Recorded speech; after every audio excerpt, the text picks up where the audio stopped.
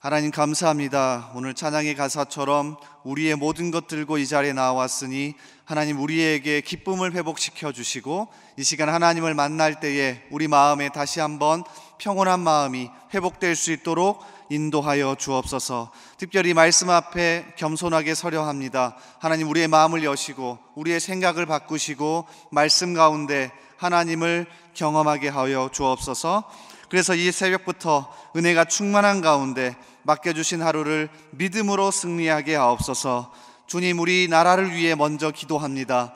불쌍히 여겨 주옵소서. 참 어려운 가운데 있습니다. 서로 나누어져서 이쪽 저쪽 손가락질하기에 바쁩니다. 주님, 우리를 불쌍히 여기셔서 하나 되게 하시고 특별히 위정자들이 나라를 사랑하며 국민을 두려워하고 하나님을 두려워할 수 있도록 인도하여 주옵소서.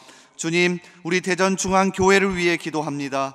우리 성도들 이 자리에 목마른 심정으로 나올 때마다 말씀 가운데, 찬양 가운데, 기도 가운데 생명을 경험하게 하시고 그 목마름이 해소되게 하여 주옵소서.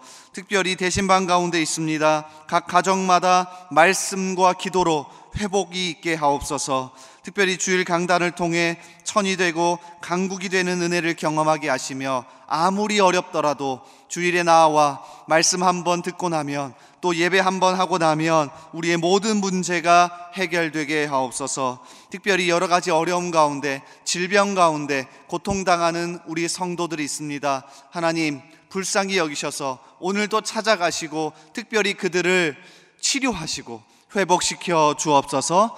특별히 산불 때문에 우리나라 참 어려운 가운데 있습니다. 곳곳에서 어려운 가운데 있사오니 하나님 그 불 꺼주시고 단 한 사람의 희생자도 나오지 않도록 하나님께서 보호하여 주옵소서. 우리의 기도를 들으시고 함께 하시는 예수님의 이름으로 기도하옵나이다. 아멘. 우리 말씀 같이 찾겠습니다. 오늘 하나님께서 우리에게 주시는 말씀 마가복음 12장입니다.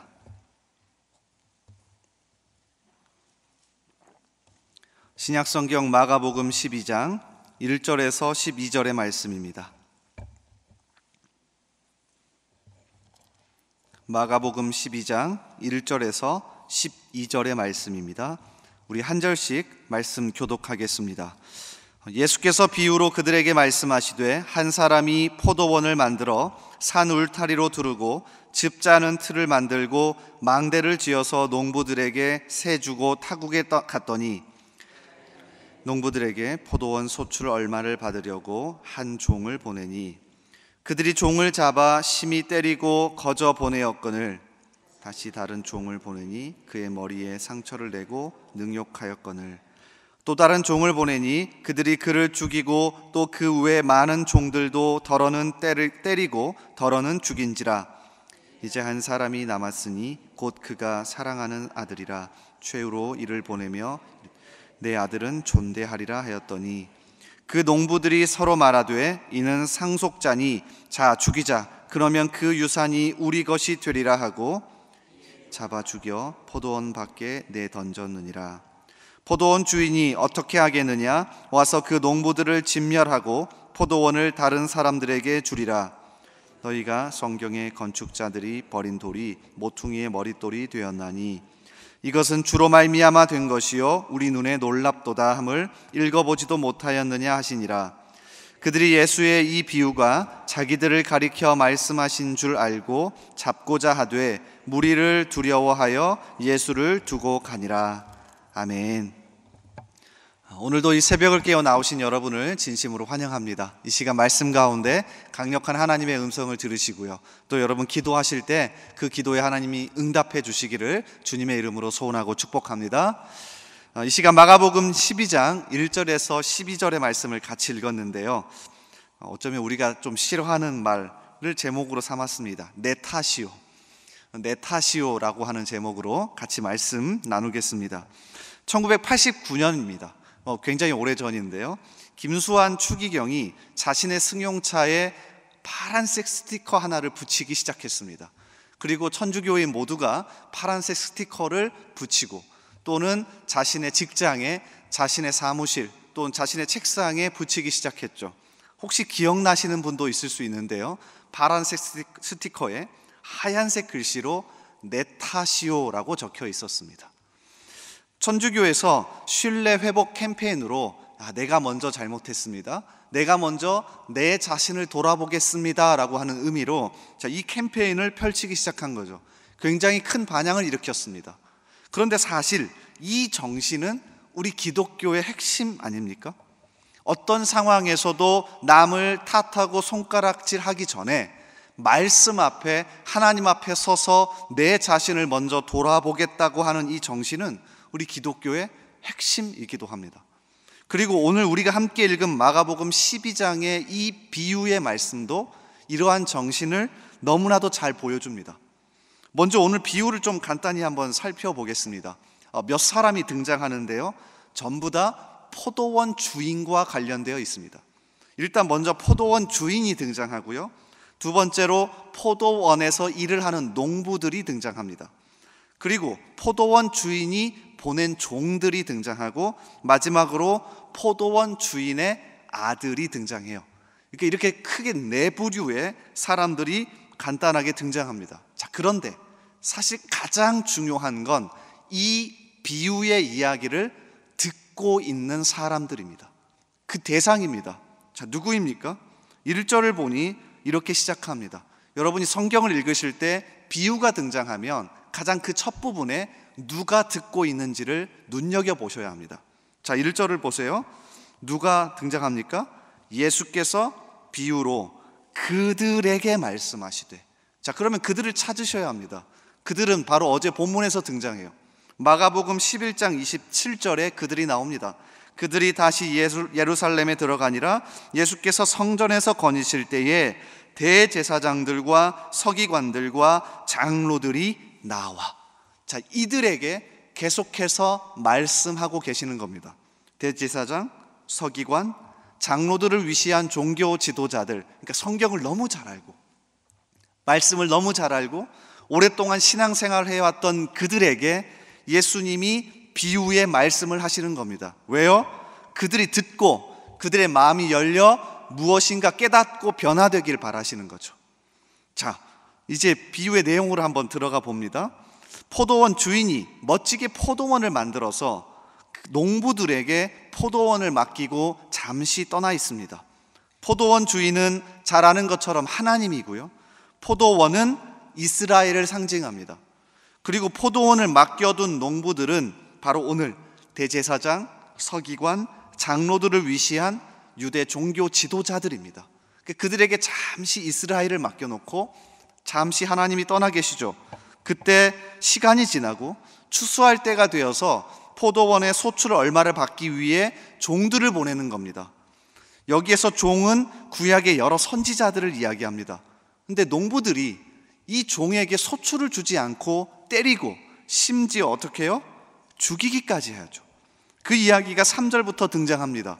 그들이 종을 잡아 심히 때리고 거저 보내었거늘 다시 다른 종을 보내니 그의 머리에 상처를 내고 능욕하였거늘 또 다른 종을 보내니 그들이 그를 죽이고 또 그 외에 많은 종들도 덜어는 때리고 덜어는 죽인지라. 아마 종교 지도자들이 이 얘기까지 들었을 때요, 자기들을 향한 이야기인지 알았을 겁니다. 주인은 마지막 방법으로 사랑하는 아들 예수 그리스도를 보냅니다. 복음서에서 사랑하는 아들은 항상 예수를 가리킵니다. 자, 6절을 보십시오.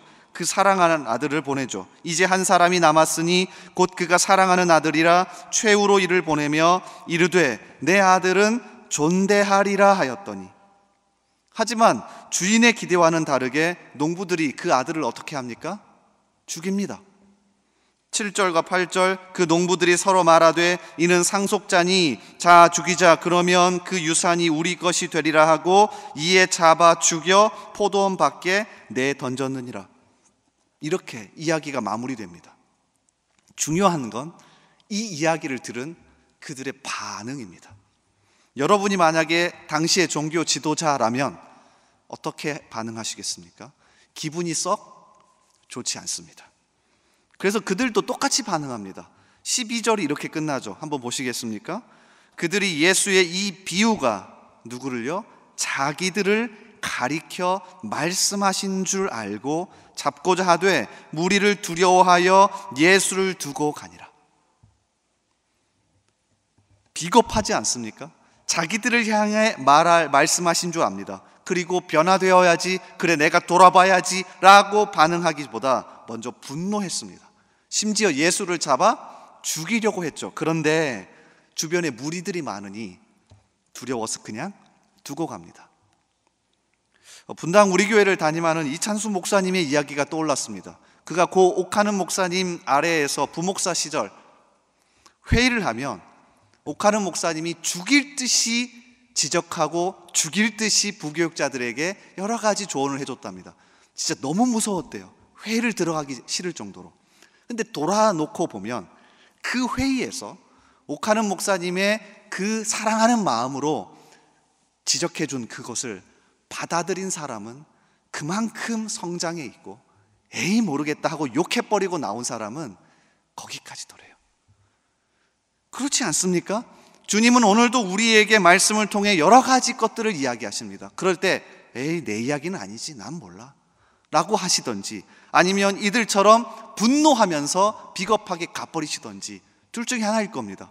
그러면 우리는 다 거기까지죠. 믿음의 선배들은 성경 속에서 항상 말씀을 자기 자신을 먼저 비춰보는 데 사용했습니다. 찾아볼까요? 여호수아 7장에 가면 멋지게 여리고성 전투를 끝내고 그 다음 성인 아이성 전투를 앞에 두고 있습니다. 그런데 너무 비참하게 패배해요. 여러분 어떻게 반응하시겠습니까? 아니면 저였으면 야 누구 때문이야? 전략이 잘못됐나? 도대체 어떻게 된 거야? 라고 이야기했을 거예요. 그런데 당시 종교 지도자들이었던 장로들과 그리고 지도자였던 여호수아의 반응이 기가 막힙니다.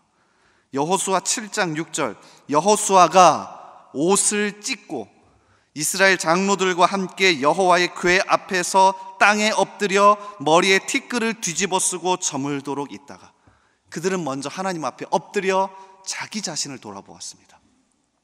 굉장하지 않습니까?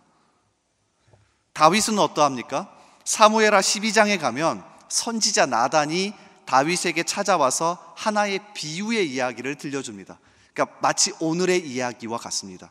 그래서 성경학자들은 이 다윗의 이야기와 오늘 종교 지도자들에게 비유의 이야기를 들려주시는 예수님의 상황이 비슷하다고 해요.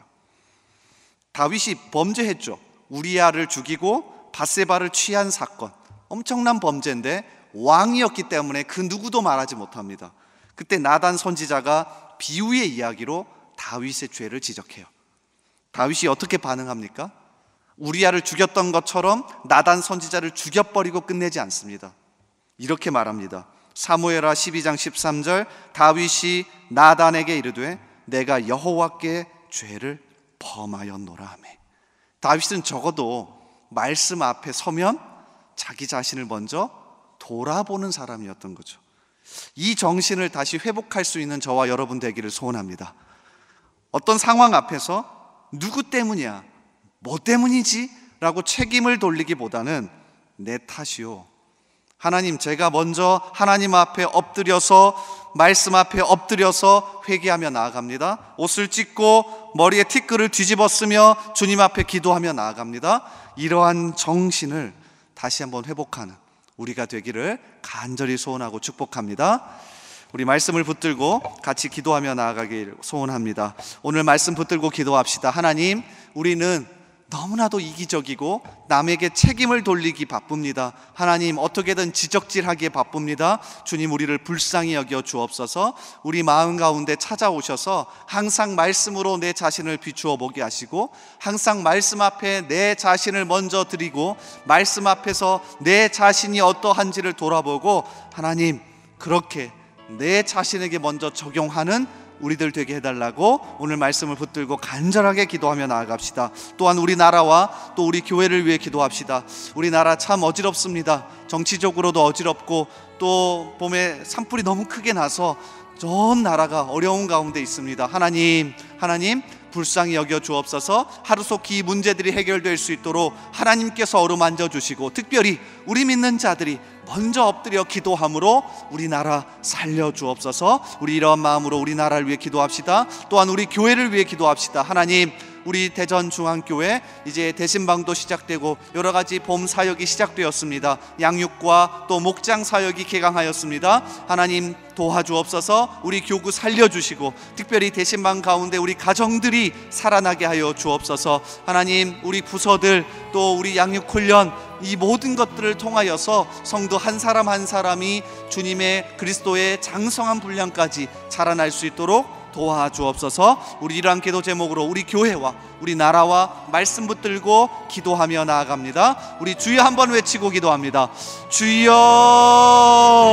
아버지 하나님, 이 시간 간절히 기도하오니 하나님 우리 가운데 함께하여 주옵소서. 하나님, 오늘도 우리 가운데 찾아오셔서 말씀하셨으니 그 말씀 붙들고 다른 사람에게 먼저 책임을 전가하고 돌리는 것이 아니라 내 자신을 비추어 보고, 하나님 이 말씀 앞에 제가 섭니다. 하나님, 이 말씀 앞에 제 자신을 비추어 보며 내 마음을 비추어 봅니다. 하나님, 우리는 다른 사람을 향하여 책임을 전가하고 손가락질하기 바쁩니다. 왜 저러지?